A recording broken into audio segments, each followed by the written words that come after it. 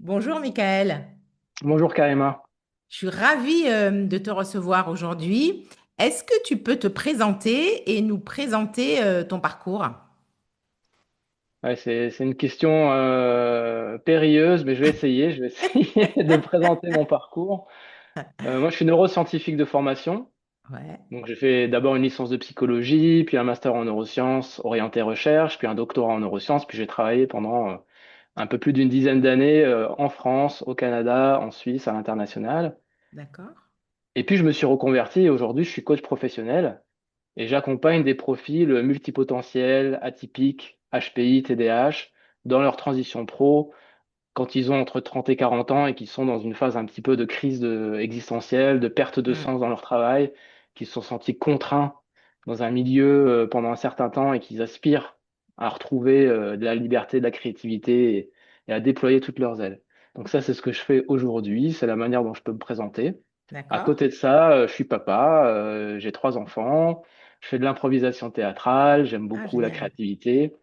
Un peu, j'ai commencé la bachata cette année, donc j'ai aussi une vie bien remplie, bien équilibrée, justement, entre mes passions, ce que je fais professionnellement et ma vie de famille. J'essaye de trouver une organisation et un cadre qui me permet justement de vivre et de nourrir tout ce dont j'ai besoin.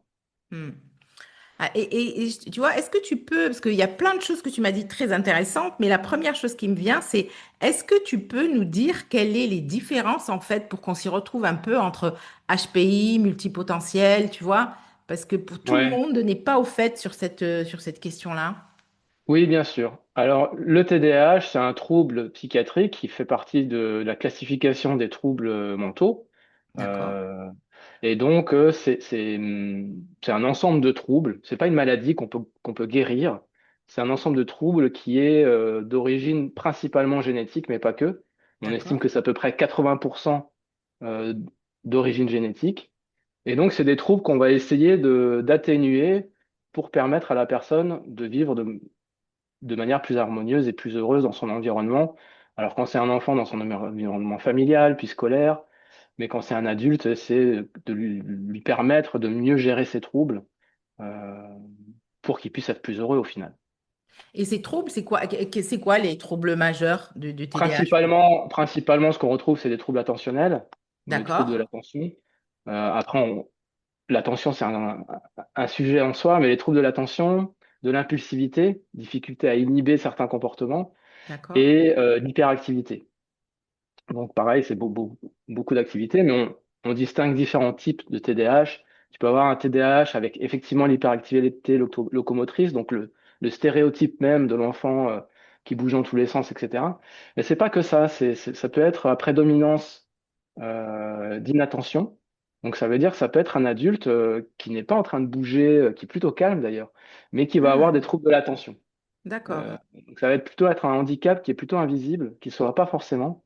Tu sais, c'est la personne qui est parfois, on lui dit, t'es tête en l'air, Ah il, oui. Oui. il écoute pendant un temps et puis il se déconnecte très rapidement. On a l'impression que parfois il est là, mais pas présent mentalement. Hmm. Euh, On a tous, voilà. en fait, tous et toutes quelqu'un un peu comme ça autour de On nous. a c'est tous Hein? quelqu'un un peu comme ça et ça va dépendre aussi de l'impact que ces fonctionnements ont dans la vie de la personne, au niveau D'accord. professionnel, au niveau des relations sociales, à quel point ces troubles-là vont impacter. Et ça, ça fait partie des critères diagnostiques aussi. C'est pas uniquement l'apparition des troubles, c'est aussi Hmm. depuis combien de temps ils sont présents et quel est l'impact dans les différentes sphères de la vie de la personne. Et puis HPI, c'est pas une pathologie. HPI, c'est défini par le quotient intellectuel et D'accord. est-ce que le quotient intellectuel d'une personne est dans la norme ou dans un extrême, dans l'extrême supérieur, quand on passe des tests normalisés qui évaluent le quotient intellectuel d'une personne. Donc ça évalue plutôt la rapidité de traitement de l'information, de certains types d'informations. Donc c'est pas une pathologie, mais c'est vrai qu'on retrouve chez des personnes qui ont un quotient intellectuel particulièrement élevé, certains problèmes aussi au niveau émotionnel. Ils peuvent présenter des difficultés aussi, et donc voilà, c'est ce qu'on retrouve chez eux. Et puis multipotentiel, c'est ni le HPI nécessairement, ni le TDAH. C'est pas une pathologie, c'est plus un profil de personnalité. D'accord. On va retrouver chez les multipotentiels des créatifs qui sont très curieux, qui aiment des touches à tout, des polymathes, qui ont plusieurs passions et qui ont le potentiel d'exceller dans plusieurs passions en même temps, qui sont très forts pour créer des liens entre différents domaines, euh, beaucoup tournés vers, sont capables de trouver des solutions inattendues parce que justement, D'accord. ils- ils voient des liens et des connexions que d'autres ne voient pas d'emblée. Ils pensent de manière très rapide.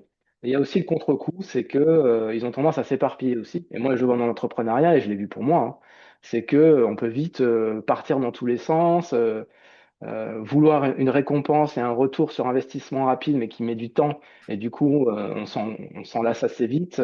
Hmm. Ils ont une forme de défi, hein, de challenge à relever par rapport à canaliser leur puissance mentale, émotionnelle vers une voie ou trouver une combinaison d'activités qui permettent de les satisfaire pleinement. Voilà. Moi, j'adore travailler avec eux, je travaille tous les jours avec eux. J'ai des enfants qui sont un peu comme ça, c'est pas par hasard si je Ah m'intéresse à oui. ces profils-là.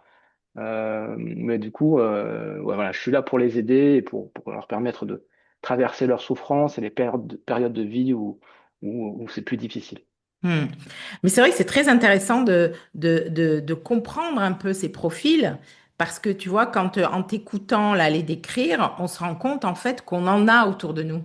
Tu vois, Bien sûr, bien quand sûr. tu me les décrivais, tu vois, j'avais des images de personnes pour les multipotentiels, j'avais l'impression que tu me décrivais d'une certaine façon aussi, tu vois. Donc tu te dis, c'est à la fois rassurant de se dire, ah bah tiens, maintenant on commence à comprendre ce fonctionnement-là. Et je pense que c'est aussi intéressant quand on est dans une gestion d'équipe, tu vois, où on Bien a ces sûr. personnalités qui sont différentes et du coup des fonctionnements et des attentes aussi différentes par rapport à ces personnes.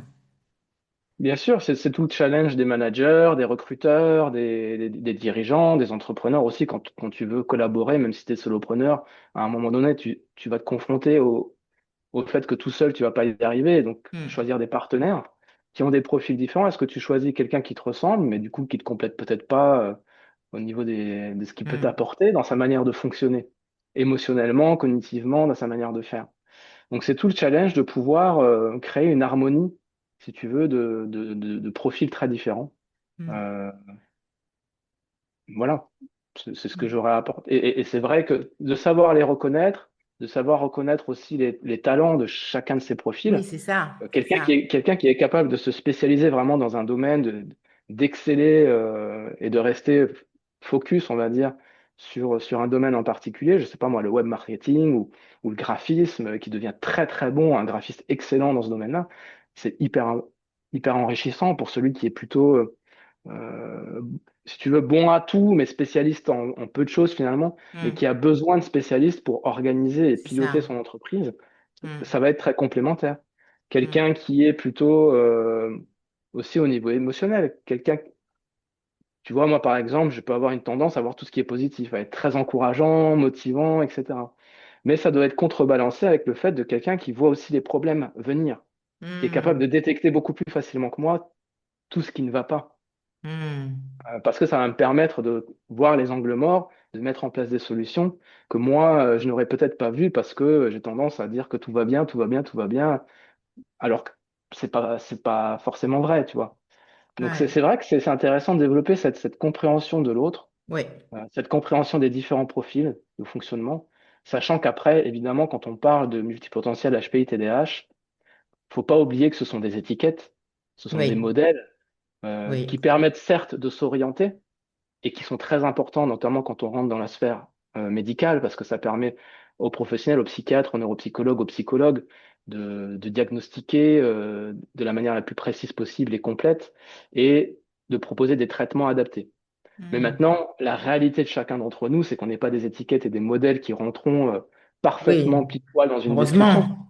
Et qu'à côté de ça, on a aussi notre vie qui nous a conditionnés. Bien sûr. Tu peux avoir une personne deux, trois ou 10 personnes qui ont un fonctionnement de type TDAH, mais qui ont eu des vies totalement différentes et que ça va donner une certaine coloration, dans l'interprétation qu'ils font du monde et Hmm. donc dans la manière dont Hmm. ils s'y adaptent. La génétique, c'est une partie.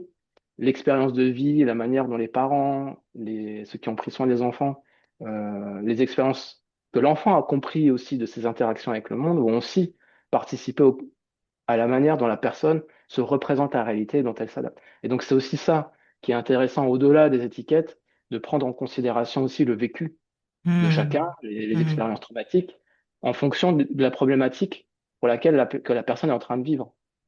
Oui, tout à fait. Mais ça donne quand même, tu vois, une idée très, très générale, effectivement. Mais je trouve que ça donne des billes en termes de relation, tu vois. C'est-à-dire qu'à un moment donné où tu te dis, oh là là, mais il comprend pas ce que je veux, ou tu vois, ou ça fait plusieurs fois que je lui dis, et ça percute pas. En fait, de se dire, mais non, il a juste un fonctionnement qui est différent. Son cerveau Ben oui, fonctionne différemment. ça amène à de la bienveillance. Alors, c'est pas toujours évident, tu vois.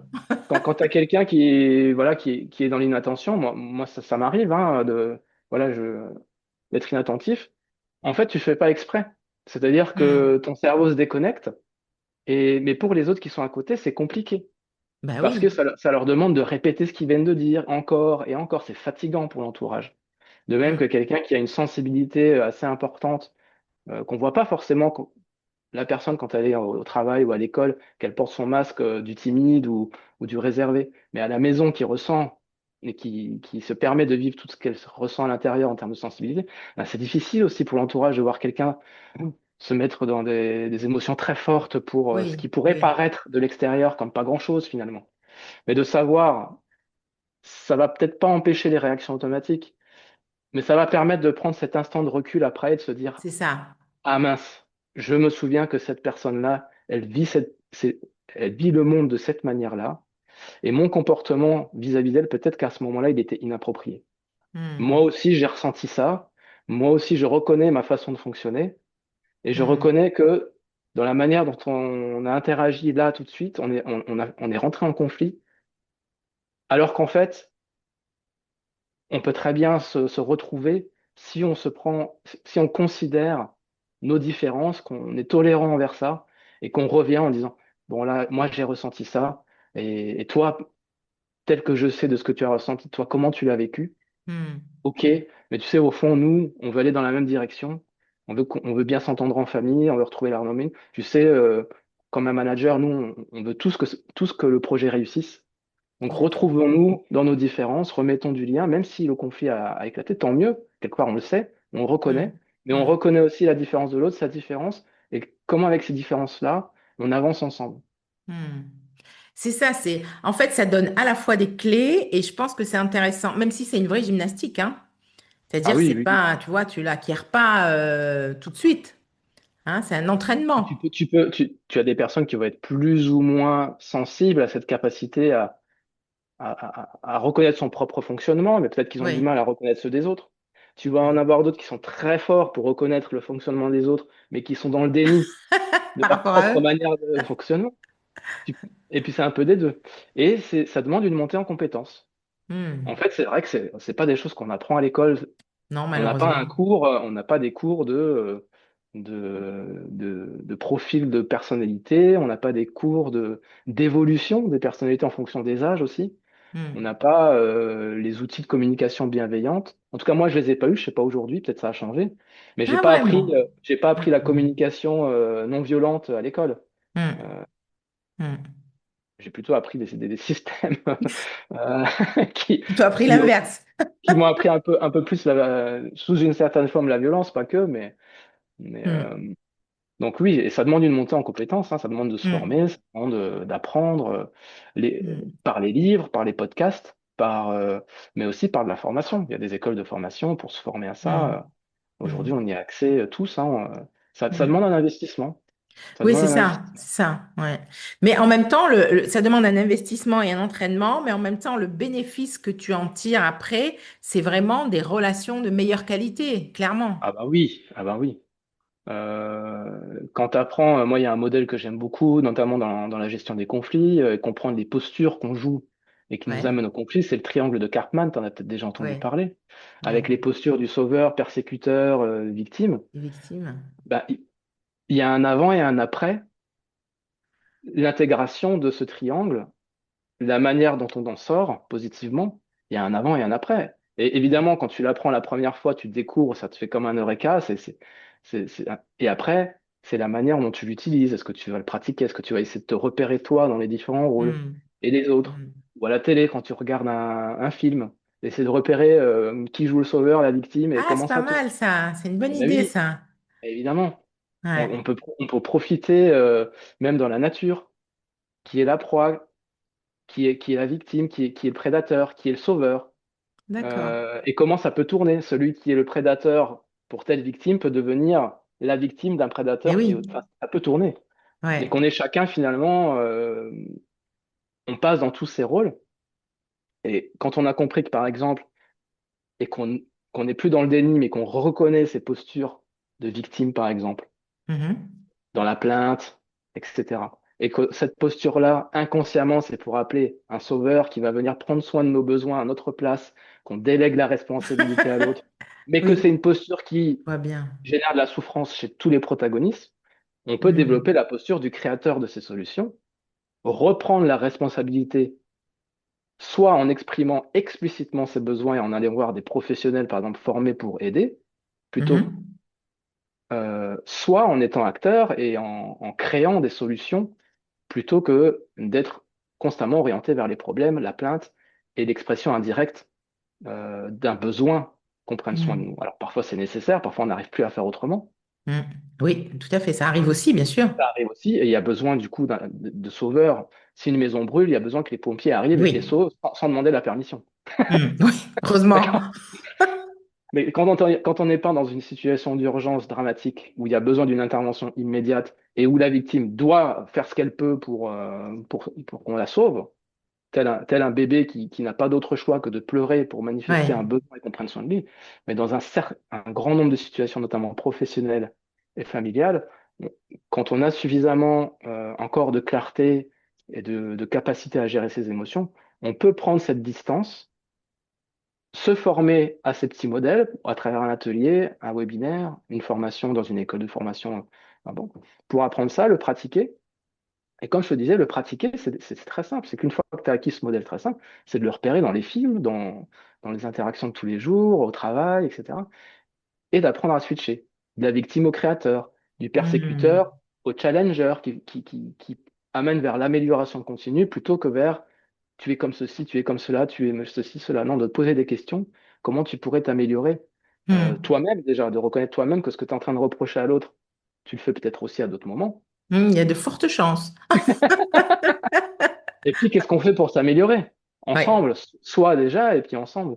Et dans la posture du sauveur, c'est plutôt que d'intervenir dès qu'on repère avec beaucoup d'empathie une victime qui aurait besoin d'aide, Hmm. euh, et bien de se dire, est-ce que je suis légitime et est-ce que j'ai réellement les compétences pour l'aider?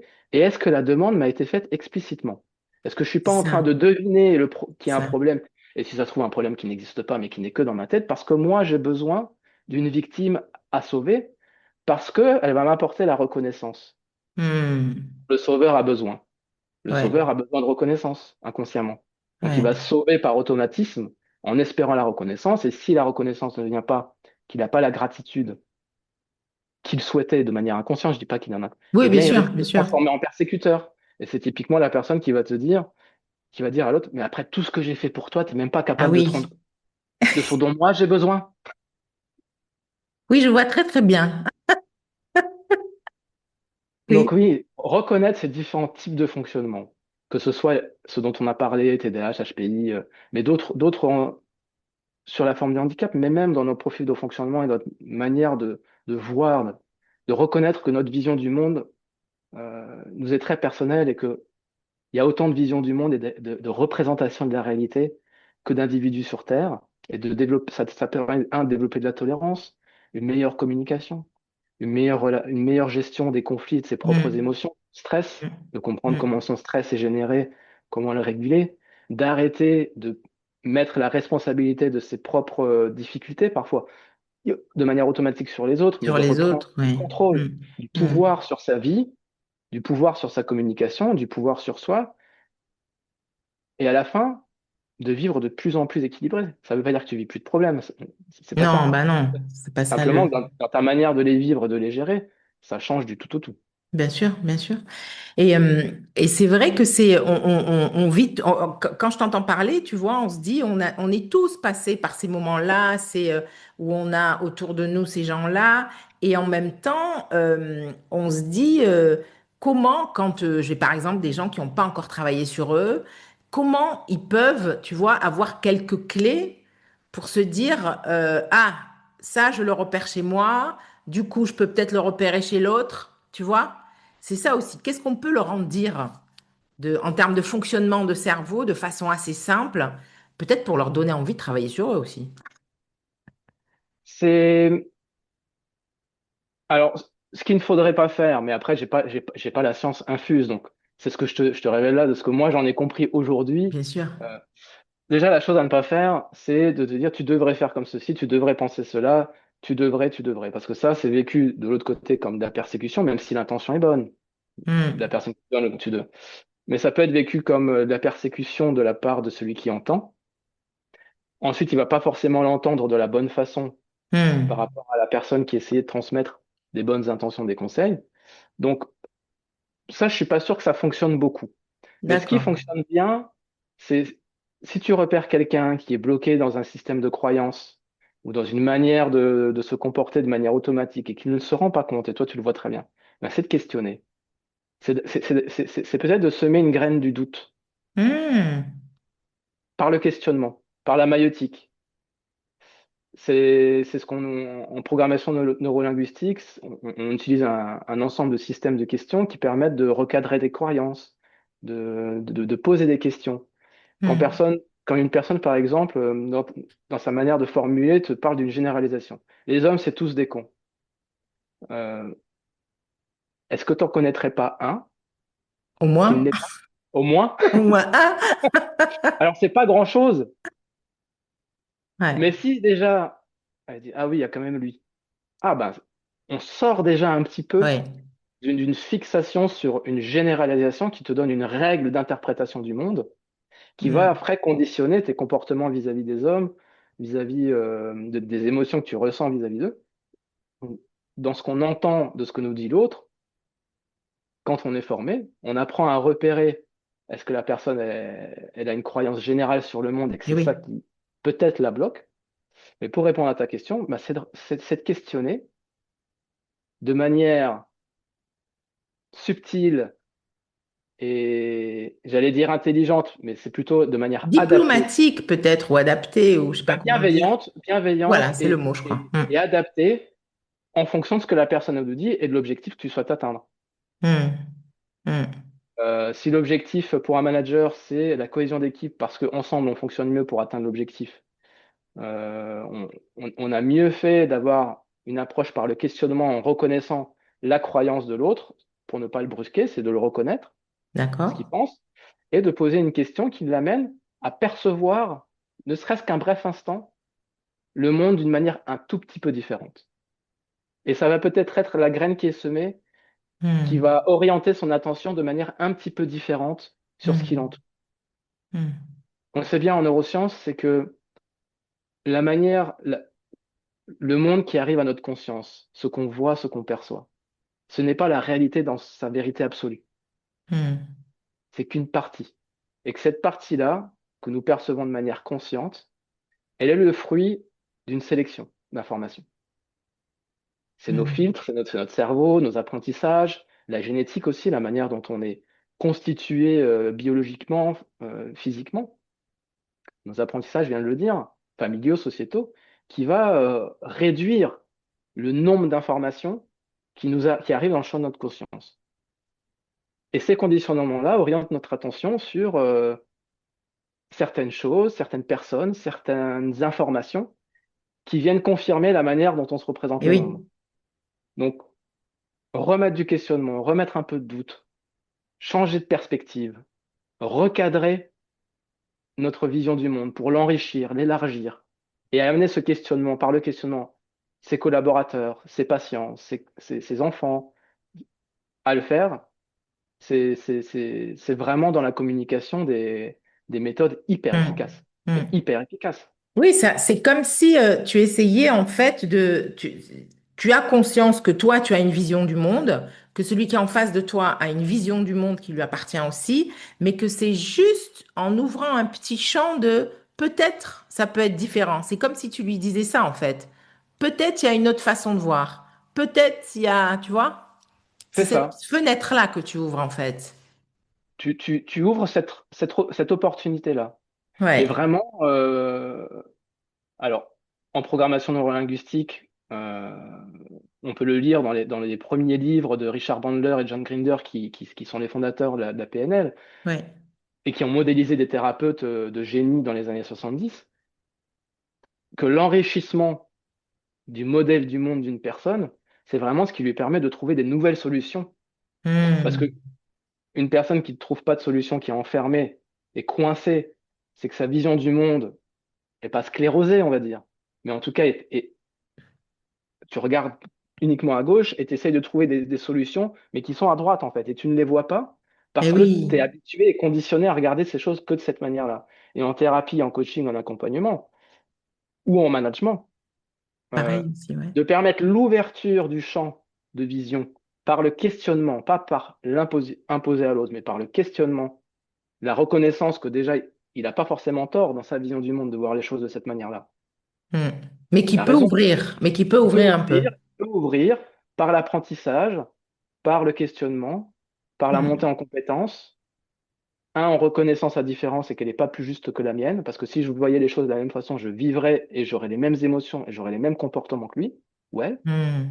reconnaître ça et reconnaître aussi que c'est possible d'ouvrir le champ. Et pour le Hmm. faire, c'est de se former aux méthodes de questionnement bienveillantes euh, pour manager et pour Hmm. orienter ou Hmm. pour accompagner l'humain. Hmm. Et en introduction, tu disais aussi que tu avais cherché un équilibre de toutes tes sphères, et ça, c'était aussi important, hein, Oui, qu'elles soient familiales, professionnelles. Ma question, c'est comment on peut aider des personnes, par exemple, qui sont dans le questionnement de la crise de milieu de vie, à trouver des ressources comme ça où quand on est en plein dans le questionnement, où on ne sait plus si ce qu'on fait nous intéresse, si notre couple c'est exactement ça qu'on avait souhaité. Tu vois, toute cette période où tu es un peu dans le brouillard, ouais, ouais. qu'est-ce qu'on peut donner ou ouvrir comme ressources qui peuvent être aidantes? Alors, il y a deux choses qui me viennent là, hein. C'est déjà pour des personnes qui sont la tête dans le guidon et qui Hmm, sont pas bien dans le travail. Souvent, ça va de pair, c'est que quand une sphère de vie, on catégorise les sphères de vie, mais tout est lié, évidemment. hmm, Ça permet juste qu'on puisse mieux en discuter et segmenter un petit peu les choses. Mais si ça va mal au travail, il y a de fortes chances qu'on rentre à la maison plus fatigué, donc plus irritable, donc moins apte à avoir des communications bienveillantes, même si on l'a appris. Euh, donc, dans ces moments-là, c'est déjà de retrouver un apaisement intérieur au niveau de l'énergie. Et pour ça, il y a déjà des méthodes assez intéressantes comme la cohérence cardiaque, la méditation de pleine conscience, euh, se remettre à faire un peu de sport si on n'en a pas fait depuis longtemps. Donc, de retrouver des espaces de respiration, hmm.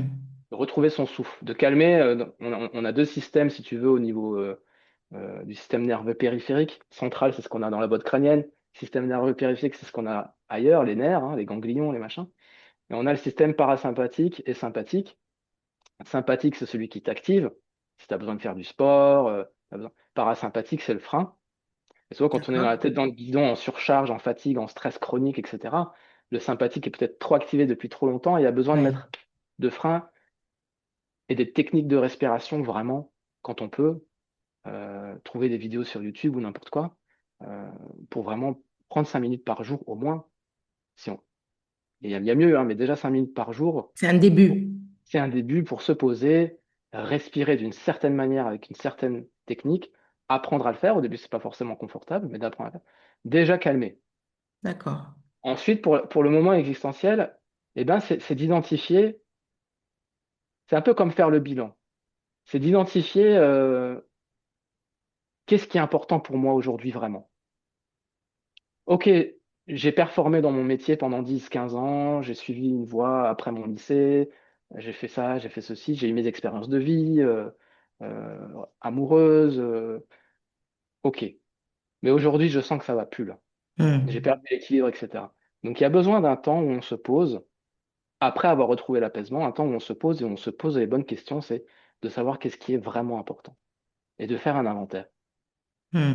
On part sur un brainstorming, on essaie de se souvenir des souvenirs où on a ressenti le plus de kiff et de fierté sur les 10 dernières années ou quand on était ado, qu'est-ce qu'on aimait faire? Une Hmm. fois qu'on avait répondu aux injonctions de papa, maman, une fois qu'on avait répondu aux injonctions de l'école, de toutes les obligations, qu'est-ce que spontanément, naturellement, on aimait faire sans obligation et qu'on kiffe? Ça peut Hmm. être de lire un livre, quels étaient les héros qui nous ont inspirés, quelles étaient les activités qu'on a le plus aimé faire. On a peut-être fait 10 sports, mais dans tout ça, il y avait peut-être quelque chose qui nous a inspiré plus qu'autre chose. Hmm. Euh, dans notre sphère professionnelle, on a peut-être eu plusieurs tâches, plusieurs missions, parfois en même temps, parfois les mêmes semaines. Mais dans tout ça, il y a des moments où on a peut-être ressenti plus de facilité qu'à d'autres. On a peut-être reçu des feedbacks positifs plus Hmm. fréquents pour une tâche que pour une autre. On est peut-être reconnu hein, pour certaines choses que d'autres.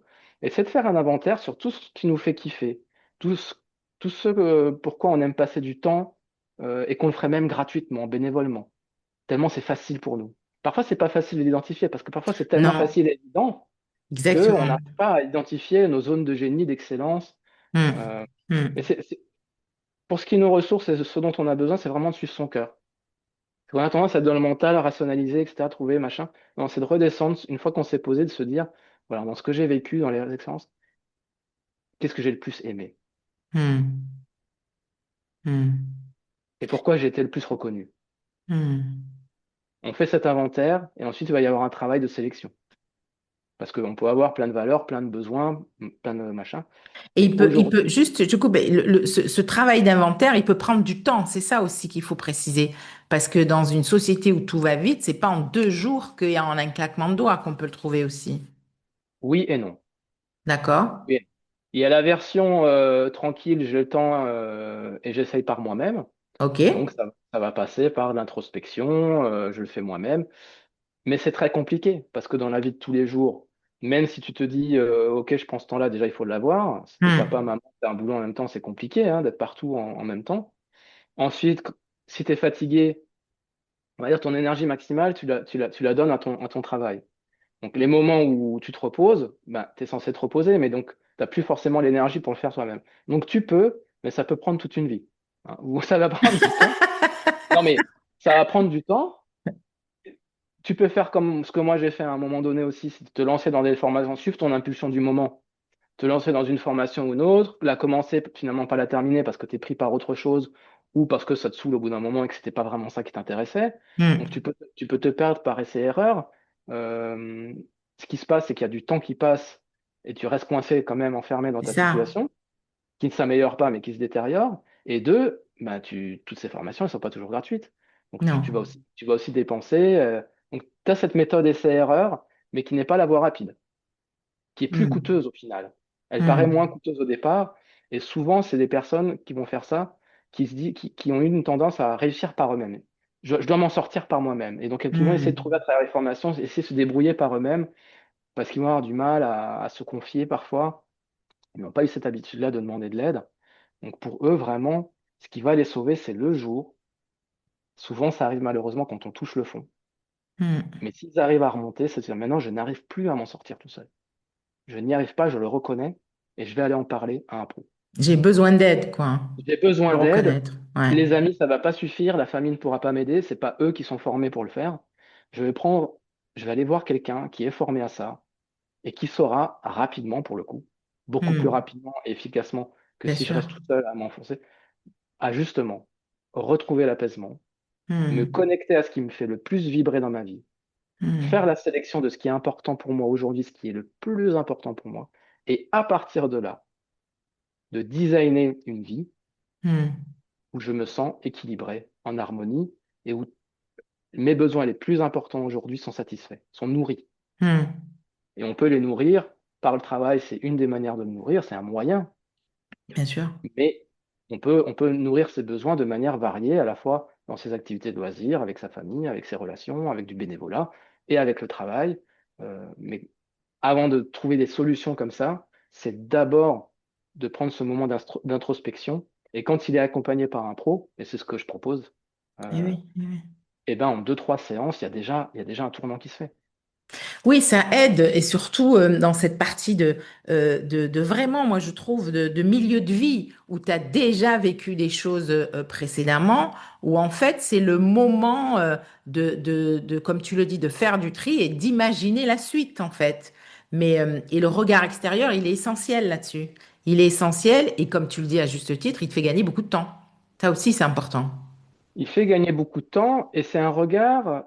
Alors, quand tu me disais en milieu de vie, je pensais aussi aux adolescents qui sont en quête Ah aussi oui, de bien sens. sûr, Mais même une personne qui va partir à la retraite, qu'est-ce qu'elle fait une fois qu'elle a consacré toute sa carrière, toute au une vie travail, ouais. à un travail en particulier? Une fois qu'elle perd ça, qu'est-ce qu'elle fait? Qu'est-ce qu'elle devient? Hmm. Donc, ces questionnements de moi peuvent revenir à certains moments de la vie. Euh, et le travail qu'on fait en accompagnement, que je propose en coaching, il est très différent de, un conseiller d'orientation. Vous n'avez pas- Surtout qu'on a Parce une que, en vision. fait, voilà, non, mais et c'est très bien les conseillers d'orientation, et c'est très bien les bilans de compétences, et c'est très bien de proposer des solutions, et il y en a besoin. Euh, mais moi, ce qui m'a manqué quand j'ai fait ça, alors à la fois quand j'étais ado, et que je suis passé par des conseillers d'orientation, à la fois quand j'étais autour de 35 ans, quand, Après, quand, quand j'ai après, et que je suis passé par un centre des métiers à Genève, ou par un bilan d'orientation, c'est que c'est des batteries de tests assez impersonnelles finalement, c'est assez automatisé, et je comprends la raison, ça va plus vite, il y a moins d'efforts à faire. Mais c'est pas nécessairement de conseiller la personne sur ce qu'elle a à faire, c'est de l'amener à elle-même trouver ses propres solutions. hmm, Euh, oui, c'est ça. c'est vraiment ça. Et alors en milieu de vie, on en a besoin, et on a déjà une partie du parcours qui est fait, donc on a un recul aussi. L'expérience. Et puis c'est Hmm, important de se poser parce que on va repartir sur 10 ans, sur 15 ans sur des projets, exactement. de savoir qu'est-ce qu'on espère quand on va se retourner et qu'on va regarder les 10 prochaines années en arrière, qu'est-ce qu'on veut voir, Hmm, qu'est-ce qu'on aimerait. Qu'est-ce qu'on aimerait se dire? Est-ce que je suis passé à côté de mes enfants ou pas? Est-ce que peut-être, oui, c'est peut-être pas une priorité. Il y a des personnes, voilà. Ou est-ce que je veux me regarder et me rendre compte que j'ai stagné parce que j'avais peur de prendre la parole. J'ai pas osé dire, j'ai pas osé rencontrer telle ou telle personne qui aurait pu. J'ai pas osé demander cette promotion. J'ai pas osé demander une augmentation de salaire. J'ai pas osé. Finalement, je retourne et puis 10 ans après, je suis toujours à la même place. Mais en et fait, de le c'est des questions regretter, et de le regretter, et de le d'une certaine regretter. façon. Hmm, Alors, de le regretter d'une certaine façon. Alors bon, ça arrive, on a tous des parcours, et rester dans le regret, c'est pas forcément non plus ce qu'il y a à non. faire. Hmm, C'est après de se dire, quel que soit l'âge de toute façon, ok, il me reste encore tant et tant de temps à vivre. Mon espérance de vie telle qu'on est aujourd'hui, elle est à 80, 85. Ok, il me reste 5, 10, 20, 30, 40. Peu importe au moment où on en est, de se dire, ben, ces prochaines années, elles comptent. Ma vie, elle n'est pas hmm. éternelle. D'accord? Alors, si on y croit, peut-être j'en aurai une autre, mais en tout cas, celle que je suis en train de vivre, elle va s'arrêter. Celle-ci, en tout cas, oui. Celle-ci, en tout cas, elle n'est pas infinie. Celle-ci-là, alors qu'est-ce que je veux faire de mon temps? Hmm, Si je vais une fois par an au cinéma et qu'il me reste 40 ans à vivre, je serai que j'irai plus que 40 fois au cinéma dans ma vie. Donc, est-ce hmm, que je vais aller voir tout et n'importe quoi, ou est-ce que chaque année, je vais choisir vraiment un film d'un réalisateur qui m'inspire vraiment, euh, s'il me reste que 40 films à voir au cinéma? C'est hmm. pas la même chose. Bien sûr. Mais pour l'adolescence, c'est pareil.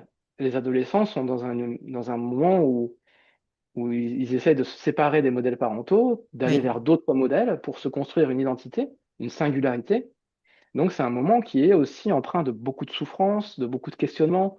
Il y a des changements importants au niveau hormonaux, au niveau physique, au niveau cérébral. Il y a encore beaucoup de maturation et de changements qui se font au niveau. Il y a beaucoup de comparaisons sociales, justement dans la recherche de ces autres modèles. On se Oui. compare avec ce qu'on a autour de nous, les profs, les copains. On a un besoin d'appartenance. On a un besoin de se sentir faire partie d'une communauté. Donc, qu'est-ce que propose la société en matière de communauté? Parce que c'est un besoin, donc de toute façon, ils vont le chercher. Et nous aussi, en tant Hmm, qu'adultes. hmm. Euh, Mais c'est aussi, moi, je pense de plus en plus à eux parce que je vois la souffrance, je vois le manque de repères aussi, et qui sont en désarroi. Et que c'est pas. Moi, je suis papa d'une fille de 15 ans, donc je le vois aussi, et je sais qu'en tant que parent, on n'est pas forcément les mieux placés pour les aider, hein. Mm. On fait parfois partie du problème parce que comment les aider alors qu'ils sont dans une période où ils ont besoin de s'extraire des modèles qu'on leur Eh a oui, eh oui. ancrés en tête. Donc, on va pas forcément avoir une dynamique la plus pertinente possible. On peut, mais On peut pour ça, c'est essayer, en tout cas, ouais. même pour eux, de leur donner un espace de questionnement sur ce qui les fait vraiment kiffer, un espace d'expérimentation. Ok, tu as peut-être fait je sais pas moi, de la contrebasse depuis l'âge de 7 ans parce que c'est ce que tu as découvert, mais là, tu as 14 15 ans. Est-ce que c'est pas le moment d'essayer un autre instrument, d'essayer un petit peu autre chose, de t'ouvrir un petit peu, Mm. euh, de permettre ça, de permettre encore cette exploration, de ne pas faire croire à des ados ou à des enfants que leur choix d'orientation et de carrière est figé ad vitam Oui, aeternam mais qu'ils doivent se poser oui. et sélectionner pour toujours. Non, Mm. tu dois t'orienter, je pense, c'est mon avis, vers ce qui te fait le plus kiffer. Ne pense pas trop à l'argent. Effectivement, l'argent, c'est important, être rémunéré pour. Mais d'abord, qu'est-ce qui te fait kiffer? Et ensuite, on verra comment tu peux te faire rémunérer par le salariat, par l'entrepreneuriat, par. Oui, il y Ça, a ce sont plusieurs des moyens. modalités, mais c'est Il y a plusieurs d'abord, modalités. Mais ouais. d'abord, qu'est-ce qui te fait kiffer? Mm. Est-ce que qu'est-ce que t'aimes? Qu'est-ce que t'aimes regarder? Mm. T'adores jouer? Ok. Qu'est-ce que, qu'est-ce que ça nourrit en toi le fait de jouer à une console? Ah bah c'est stimulant, je remplis des missions, je réussis certaines choses. Ok, mais tu sais que l'entrepreneuriat, c'est ça. Ou le salariat, c'est ça. Bien sûr. Ouais. Tu vas avoir des objectifs, des récompenses, des objectifs, des récompenses. Ça va te rapporter des rémunérations. Avec ça, tu vas pouvoir réinvestir pour te faire plaisir à un certain côté, et en même temps réinvestir pour développer ton entreprise ou développer ta carrière, rencontrer des nouvelles personnes. J'adore jouer parce que je suis connecté avec mes potes quand je joue, etc. Oui, donc tu as un besoin d'être en lien. Mm. C'est ton lien social que tu nourris à travers le jeu vidéo. Donc de faire cette distinction entre le moyen utilisé et le besoin qui est nourri à l'adolescence, à 35 ans, 45, Oui, 55, tout le long de la la vie, faire en fait. Mm. tout le long de la vie et se reconnecter à ça. Ne pas donner trop de pouvoir aux moyens, il est important, il est Bien vital, il est sûr, bien nécessaire. sûr, bien sûr. Mais de revenir à ce qui te nourrit toi vraiment de l'intérieur Mm. et ensuite mettre en place des stratégies d'action pour Mm. retourner dans le concret, dans la matière, dans ce qui est visible, pour concrétiser ton Mm. rêve de cœur. Mm. Et ton rêve de cœur, si c'est un rêve qui dure 10 ans, c'est OK, il évoluera après. Mais Mm. dans quoi tu vas te lancer et qui va durer 1 an, 2 ans, 3 ans, 4 ans, 5 ans. Et tu Mm. te lances dans ce projet. Et à côté de ça, tu peux nourrir d'autres besoins dans un Mm. projet collaboratif, associatif, sportif, Mm. de loisirs, d'autres besoins. Si tu as besoin de Mm. créativité et qu'au boulot, c'est un petit peu trop routinier, nourris tes autres besoins un petit peu ailleurs. Garde celui-là parce qu'il te ramène une certaine sécurité financière et tu en as besoin pour t'étendre et pour te sentir bien Bien et sûr, explorer bien d'autres sûr. choses. Trouve ta combinaison, mais dans un deuxième temps. Dans un premier temps, si t'es pas bien, si tu es en souffrance, si tu es en surcharge cognitive, prends ce temps-là, prends ce temps-là pour t'apaiser, développe des méthodes, mets en place des petites habitudes pour te retrouver, Mm. marcher en Mm. nature, cohérence cardiaque, des choses comme ça. Va voir un pro, tu vas gagner du temps, tu vas Mm. investir, c'est vrai, il faut payer, mais ce temps-là, le retour sur investissement, il n'est même Oui, il est pas primordial, ouais. quantifiable parce que c'est ta vie, Bien sûr, bien sûr. c'est ton énergie de vie, hein, ton temps qui va changer. Mm. Mm. Ça, c'est vrai que c'est essentiel et, et tu l'as dit à plusieurs reprises et je trouve que c'est vraiment le fil, c'est qu'est-ce qui me nourrit profondément. Ça, c'est vrai que c'est quelque chose qui drive, hein, qui peut être un drive tout le long de la vie. Et je me disais, pour en revenir aussi à cet âge de milieu de vie, qu'est-ce qu'on pourrait donner comme clé sur le fonctionnement du cerveau à ce moment-là? Est-ce qu'il y a des choses qui changent? Est-ce qu'il y a des choses qu'on pourrait mettre en place pour qu'il vieille, pour qu'il puisse vieillir mieux, dans de bonnes conditions ou pas vraiment? Alors, il y a plusieurs choses. Et je suis pas spécialiste dans tout ce que je vais dire. Donc, je vais te dire ce que moi, j'en ai compris. Et même si j'ai un parcours en neurosciences et 10 ans en neurosciences, restons toujours prudents. Mais ce que je vais dire, c'est que notre corps, notre pensée, nos émotions, ce qu'on fait, est conditionné par ce qui nous constitue biologiquement. Donc, ce qui nous constitue biologiquement, est conditionné par ce que tu manges, par ce que tu respires, par ce que tu Hmm. écoutes, par ce que tu regardes à la télé, ce que tu entends, ce sur quoi tu poses ton attention et tes petites habitudes du quotidien. Hmm. Si tu vas pas bien, on pourrait te poser une question du genre, depuis combien de temps t'as pas rigolé? Depuis combien de temps t'es pas allé danser? Depuis Hmm. combien de temps tu n'as pas écouté telle ou telle musique? Depuis combien de temps tu n'as pas mangé quelque chose de savoureux mais de sain? Est-ce que tu manges des pizzas tous les 2 jours parce que tu vas mal et que tu as besoin de ça pour te sentir bien? Et c'est pas culpabilisant ce que je veux dire, pas du tout. Moi, ça m'est arrivé, hein, j'étais pas bien à un moment donné, je me sentais enfermé, bah, je mangeais beaucoup, beaucoup plus mal. Hmm. Euh, Hmm. C'est souvent lié. c'est lié. Donc, ce que tu manges, ce que tu respires, ce sur quoi tu portes ton attention, ce que tu te racontes à toi-même,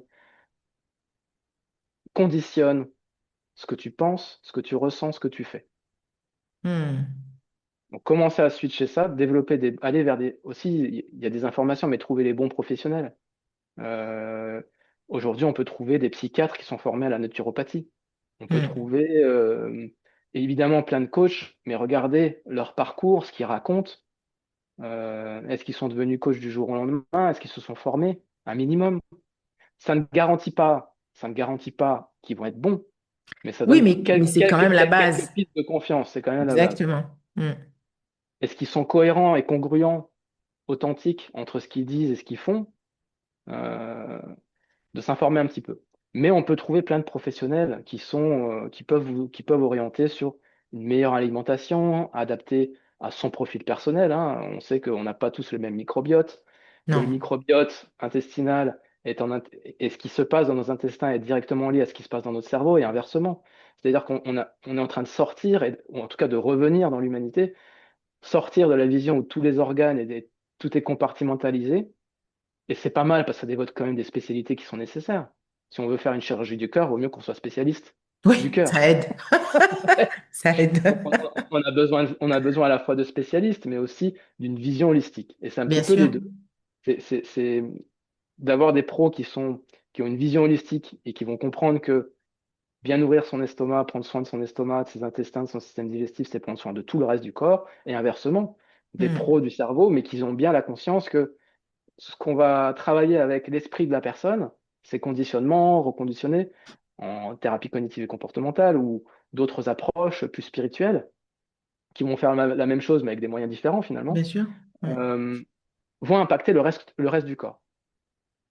Euh, L'immunité, les défenses immunitaires sont en interaction avec tout le reste du corps. Il y a des cellules de l'immunité qui sont dans le cerveau, qui sont partout. Donc, quand Hmm. on interagit et qu'on reconditionne des neurones, le système nerveux va changer l'interaction qui peut se passer avec l'immunité. On le voit dans l'effet placebo. Une croyance impacte nos capacités de défense immunitaire Hmm. et impacte la manière dont le corps s'auto-guérit lui-même. Et Hmm. inversement, certaines croyances vont impacter le fait notre système immunitaire, mais de manière négative, en développant des maladies ou des symptômes qui sont en lien avec nos propres pensées et nos propres Hmm. pensées qui sont alimentées avec ce sur quoi on pose notre attention par nos conditionnements. C'est pas la même chose quand on regarde tous les jours les infos avec des catastrophes qu'on ne vit pas dans sa propre rue. Alors, ça ne veut Hmm. pas dire qu'il ne faut pas avoir de l'empathie pour ce qui se passe Non, à bien l'autre bout. sûr que non. Bien au Hmm. contraire, il faut se tenir au courant. Mais de le faire de manière régulière tous les jours, 2 à 3 fois par jour, où on continue de manière désorganisée, Ça a un impact. on nourrit pas son esprit, son système nerveux de la même façon, et Hmm. ça va impacter, c'est une nourriture de l'esprit qui va impacter ton corps, ton alimentation, ton système de défense immunitaire et ce que tu Hmm. vas faire. Ce que tu vas faire. Si tu es stressé, angoissé, si tu te nourris de stress, d'angoisse, en continu, bah oui, il va y avoir besoin de manger des trucs qui calment et plus tu es stressé, plus tu vas chercher des solutions rapides Et oui. pour ton cerveau, mais qui sur le long terme sont néfastes parce que les comportements toxiques vont avoir un effet aussi tout de suite, mais sur le long terme, la cigarette, voilà. Alors, sans culpabiliser, parce que c'est des solutions qui apportent quand même quelque chose, qui nourrissent un besoin, et l'intention est positive, mais le comportement, lui, est peut-être toxique. Donc oui, nourrir son... Je me suis peut-être égaré hein, par rapport à... Tu me redis ta Non, question. non, non, mais c'est une vision globale en fait. C'est une vision globale et bien penser que si on reste sur l'esprit, si on parle des neurosciences, c'est ce sur quoi on porte notre attention, conditionne notre mental. Et c'est un cercle. Ah, Évidemment, notre mental a été conditionné d'une certaine manière qui nous amène à focaliser notre attention sur certains éléments ou d'autres de la réalité et que pour en sortir, c'est de se confronter ou d'aller vers la différence, vers un miroir qui nous montre que les choses, déjà comment on fonctionne et comment on peut fonctionner différemment. Ça se fait mieux avec un professionnel. hmm. Ça se Oui, fait bien beaucoup mieux. sûr, bien sûr. Et on arrive à la fin un peu de notre échange qui est très riche. Vraiment, tu vois, en t'écoutant, j'ai plein de choses. J'ai mes neurones qui vont dans tous les sens là.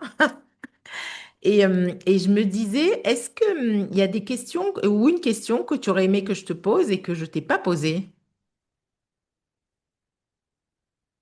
Écoute, non, j'avais pas préparé. Non, non, je suis venu vraiment, tu sais, comme ça, une belle discussion avec toi. Je suis là pour te servir, servir ceux qui vont t'écouter. J'espère que ça va pouvoir les aider, surtout. Bien sûr.